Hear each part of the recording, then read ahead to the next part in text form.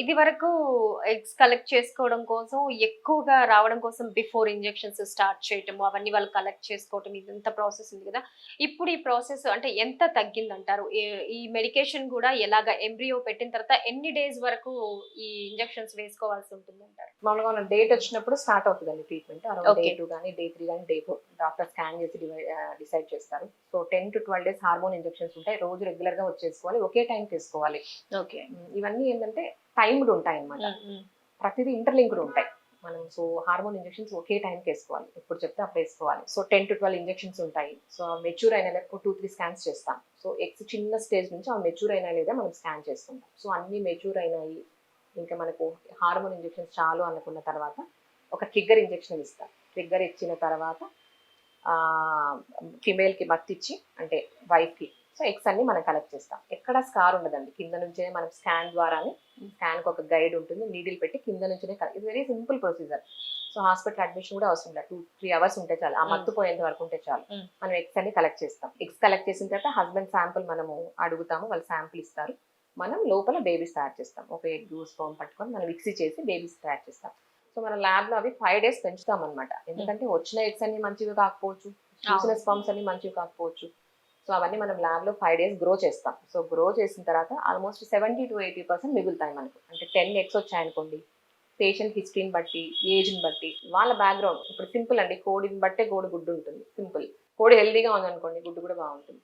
So వాళ్ళిద్దరిని బట్టి మనకు 10 eggs వస్తే 10 మనం ఇచ్చి చేస్తే ఒక 6 to 7 మిగులుతాయి. లేదు పేషెంట్ ఆల్రెడీ ఏదైనా ప్రాబ్లం ఉండి బీపీ కానీ హైపర్ టెన్షన్ దేనికన్నా మెడిసిన్స్ వాడుతుంది, అలాంటివి ఏమైనా ఉంటే 10లో 2-3 మిగిలొచ్చు, చెప్పలేము మనం. సో ఎన్ని మిగిలాయో డే 5కి అది బాగున్నట్టు లేదు, దాంట్లో మనం గ్రేడ్ చేస్తాం. గ్రేడ్ 1 ఎన్ని, గ్రేడ్ 2 ఎన్ని, గ్రేడ్ 3 అని. సో అదంతా పేషెంట్ కౌన్సిలింగ్ చేస్తాం. సో ఇక్కడికి మనం ఎగ్స్ తయారు చేస్తాం. సో ఇది ఆల్మోస్ట్ 2 weeks పడుతుంది. తర్వాత ఆ మంత్ లో మనం పెట్టచ్చు, పెట్టకపోవచ్చు. ఓకే. ఆ మంత్ లోనే పెడితే ఫ్రెష్ ట్రాన్స్ఫర్ అంటారు. మనం నెక్స్ట్ ప్లాన్ చేసుకొని పెడితే ఫ్రోజన్ ట్రాన్స్ఫర్ అంటారు. ఓకే. కాకపోతే మనకు ఆల్ ఓవర్ వరల్డ్ ప్రూవన్ ఏమందంటే ఫ్రోజన్ ట్రాన్స్ఫర్, ఎఫ్ఈటీ అంటారు, ఫ్రోజన్ ఎంబ్రియో ట్రాన్స్ఫర్ లో ఆల్మోస్ట్ 5% సక్సెస్ ఎక్కువ ఉంటుంది, అది ప్రూవన్. సో మనకు తెలిసి ఫ్రెష్ చేయమన్నమాట. ఎవరో పేషెంట్ ఇంకా టైం లేదు అన్న వాళ్ళకి మాత్రమే ఫ్రెష్ పెడతాం. ఎవరైనా అబ్రాడ్ పేషెంట్ వచ్చింది టైం లేదు అన్న వాళ్ళకే పెడతాం కానీ, బట్ ఇది చెప్తాం మనం. So FET frozen embryo transfer లో 5% సక్సెస్ ఎక్కువ ఉంటుంది. సో మనం ఇవన్నీ మళ్ళీ ఎగ్స్ ఏవైతే ఎంబ్రియోస్ తయారు చేస్తామో అన్ని ఫ్రీజ్ చేస్తాం. దాని తర్వాత మళ్ళీ ఆ నెక్స్ట్ మంత్ మళ్ళీ డేట్ వచ్చిన సెకండ్ డే కానీ థర్డ్ డే కానీ స్కాన్ చేసి మళ్ళీ ఒక 2 weeks మెడికేషన్ ఉంటుంది. మనం లోపల ఎండోమెట్రియం అంటాం, లోపల పొర అంతా తయారు చేసిన తర్వాత ఆ ఎంబ్రియోస్ పెట్టడం జరుగుతుంది, అదొక 2 weeks. సో మొత్తం మనము 1 month ప్రిపరేషన్ ఆఫ్ ఎంబ్రియో అండి, ఇంకో 1 month పెట్టడం, 2 months లో ప్రాసెస్ అయిపోతుంది. సో పెట్టిన తర్వాత 2 weeks కి రిజల్ట్ వస్తుంది. ఓకే. సో ఆ 2 weeks మెడికేషన్ మీదే ఉండాలి, మెడికేషన్ ఉంటుంది. ఓకే. ఎందుకంటే మనం అన్ని ఆర్టిఫిషియల్ గా అవును, ఎగ్ రావడం గానీ పెట్టడం గానీ అన్ని ఆర్టిఫిషియల్ గా, కాబట్టి నార్మల్ తో బాడీని బేబీ ఎదగడం కోసం ప్రిపేర్ చేయాల్సి ఉంటుంది, ఎక్స్టర్నల్ ఉంటాయి, ఇంజెక్షన్స్ ఉంటాయి, అంతేగాని ఎక్కడ స్ట్రిక్ట్ బెడ్ రెస్ట్ లేదండి. బెడ్ రెస్ట్ ఇంకా నెగటివ్ ఇంపాక్ట్, చాలా మంది పడుకునే ఉంటారు కథలు అనమాట. సో బెడ్ రెస్ట్ ఎక్కడా లేదు. ఎస్ మ్యామ్, ఈ విషయంలో చాలా సార్లు నేను విని ఉన్నాను. అంటే వన్స్ మీరు ఎంబ్రియో ఇన్సర్ట్ చేసిన తర్వాత పేషెంట్ ఎంతసేపు బెడ్ రెస్ట్ తీసుకోవాలంటారు? అంటే ఒక 24 hours మస్ట్ గా పడుకొని ఉండాలంటారు, అసలు కదలకుండా? మామూలుగా మనం పికప్ అనస్థీషియాలో చేస్తాం. సో అప్పుడు 3 hours అడ్మిషన్ ఉంటుంది, 3 hours తర్వాత పేషెంట్ వెళ్ళిపోవచ్చు కూడా. So embryo transfer literally painless. మనం జస్ట్ క్యాజువల్ గా పేషెంట్ వస్తారు, ఫుల్ బ్లాడర్ అంటాం, స్కాన్ గైడెడ్ చేస్తాం. ఎంబ్రియోస్ కూడా మనము గర్భసంచిలో ఎక్కడ పెట్టాలి అని విజువలైజ్ గా మనం స్కాన్ చేసి పెడతాం అనమాట.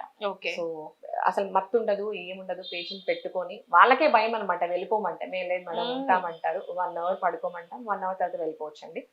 కాకపోతే hectic exercises, over bending, inter course అవన్నీ కొంచెం అవాయిడ్ చేయమని చెప్తాం, కానీ ఎక్కడ స్ట్రిక్ట్ బెడ్ రెస్ట్ అసలు చెప్పమండి. ఇప్పుడు ప్రెగ్నెన్సీలో కూడా, ఐవీఎఫ్ ప్రెగ్నెన్సీ కూడా స్ట్రిక్ట్ బెడ్ రెస్ట్ ఎక్కడా చెప్పాం.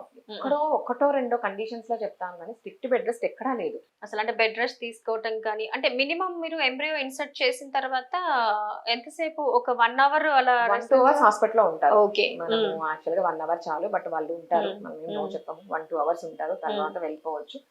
ఈవెన్ అసలు వాష్రూమ్ కి వెళ్ళకూడదు, ఇప్పుడే ఇన్సర్ట్ చేశారు మీరు, వాష్రూమ్ కి వెళ్ళడం వల్ల అవి ఫ్లష్ అవుట్ అయిపోతాయి, ఇలా అంటే రకరకాల డౌట్స్ ఉంటుంటాయి. సేమ్ అంటే ఇలా ఉంటదండి, సిస్ట్ లాగా ఉంటది, ఓపెన్ చేసినా అది అవ్వదు, ఏదైనా పెడితే తప్ప ఓపెన్ అవ్వదు.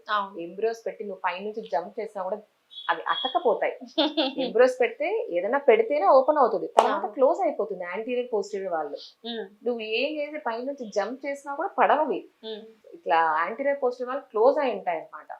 అంత స్ట్రాంగ్ గా ఉంటది డ్రెస్. సో ఏమి అవ్వదు. కాకపోతే అంత కాస్ట్లీ ట్రీట్మెంట్ కి వెళ్తుంటే పేషెంట్ వైజ్ నుంచి ఆలోచిస్తే అది కరెక్టే అనిపిస్తుంది కానీ but stick bed rest negative impact ఇంకా. సో మామూలు డే టు డే యాక్టివిటీస్ ఇంట్లో ఏమేమి చేసుకుంటారో అవన్నీ చేసుకోవచ్చు అండి. Okay. So once embryo insert చేసిన తర్వాత తీసుకోవాల్సిన కేర్స్ ఏంటి, ఇంట్లో తీసుకోవాల్సినవి, అండ్ ఫుడ్ ఇన్స్ట్రక్షన్స్ కూడా ఎలా ఉండాలంటారు? మెయిన్ అంటే పేషెంట్ తానే ప్యాంపర్ చేసుకోవాలి. ఫస్ట్ పాజిటివ్ గా ఉండాలి. ఇంత ఖర్చు పెట్టా వస్తుందో రాదో అదొకటి. Patient should pamper her self. ఇంకొకటి ఏంటంటే మెయిన్ సపోర్ట్ కావాలండి. ఒక్కటే ఏదో వస్తే అవ్వదు. హస్బెండ్ సపోర్ట్ కంపల్సరీ కావాలి. ఎందుకంటే అదే చెప్తున్నాను నేను, డాక్టర్ చేస్తారు కానీ ఇంకా డాక్టర్ గాడ్ కాదు కదా, చేసేదంతా చేస్తాం. మనం ఎందుకు 40, 45, 50 ఇస్తున్నాం రేంజ్, మిగతా 5% పేషెంట్ హస్బెండ్ చేతిలో ఉంటుంది. వాళ్ళు ఎంత ప్యాంపర్ చేసుకున్నారు, వాళ్ళు ఎంత బాగా మెడిసిన్స్ వేసుకున్నారు, పాజిటివ్ గా ఎంతున్నారు, ఆ వైబ్స్ ఎలా ఉన్నాయి, అది చాలా ఇంపార్టెంట్. మనకేమంటే హార్మోన్స్ ఎంత మనకు సింపుల్ జర్నీ చేస్తేనే హార్మోన్స్ ఇంబ్యాలెన్స్ వచ్చేస్తుంది. సైకిల్ ముందు రావడం వెనకాల రావడం అలాంటిది ఇది చాలా ఇంపార్టెంట్ అన్నమాట. కౌన్సిలింగ్ పాజిటివ్ గా ఉండాలి. ప్లెంటీ ఆఫ్ మెడిసిన్స్ కొన్ని ఎక్కువ ఉంటాయి కాబట్టి ప్లెంటీ ఆఫ్ వాటర్ తీసుకోవాలి. టైమ్లీ మెడికేషన్ ఇది చాలా ఇంపార్టెంట్ అన్నమాట. మనం ఏదైనా మెడిసిన్స్ ఇస్తే కొన్ని 6 hours పనిచేస్తాయి, కొన్ని 10 hours పనిచేస్తాయి. చాలా ఇంపార్టెంట్. ఇంజెక్షన్స్ కూడా టైమ్లీ వేసుకోవాలి. ఇంకొకటి ఏంటంటే కొంచెము అసిడిటీ ఉంటుంది, కాన్స్టిపేషన్ ఉంటుంది. రెగ్యులర్ గా డాక్టర్ టచ్ లో ఉండాలి. మనకి ఏం సింపుల్ ప్రాబ్లం ఉన్నా కూడా మేము పేషెంట్ ఫోన్ లో చెప్తాం కొన్ని మెడిసిన్స్ వరకు. అదొకటి. ఇంకొంతమంది టెన్షన్ తో ఏం చేస్తారంటే రోజు యూరిన్ టెస్ట్ చేసుకుంటారు, ప్రెగ్నెన్సీ టెస్ట్లు. టెన్షన్ అయిపోతుంది, అయ్యో రాలేదు. మేము ఏ టైం చెప్పామో అదే టైం చేసుకోవాలి, రోజు చేసుకోవద్దు. మేము ఆ టైం క్యాలిక్యులేట్ చేసుకొని మనం ఇచ్చుంటాం కాబట్టి అదొకటి. ఇంకా స్ట్రిక్ట్ బెడ్ రెస్ట్ ఏది లేదు. సో వర్క్ ఫ్రమ్ హోమ్ చేసుకోవచ్చు, ఇంట్లో కుకింగ్ చేసుకోవచ్చు, తిరగచ్చు, అన్ని చేసుకోవచ్చు, ఇండియన్ టాయిలెట్ వాడుకోవచ్చు, ఏమి ప్రాబ్లం లేదు. ఇంకొంతమందికి సెక్షువల్ ఇంటర్కోర్స్ అవాయిడ్ చేయమంటారు. ఎందుకంటే ఇంటర్కోర్స్ లో ఏమవుతుందంటే యాక్ట్ వల్ల ఏమవుతుంది, గర్భసంచి టచ్ అవ్వడం, కొంచెం అది పెయిన్ లాగా క్రాంప్స్ లాగా చెప్తారు, వాళ్ళకి మళ్ళీ టెన్షన్ అవుతుంది. అదొకటి.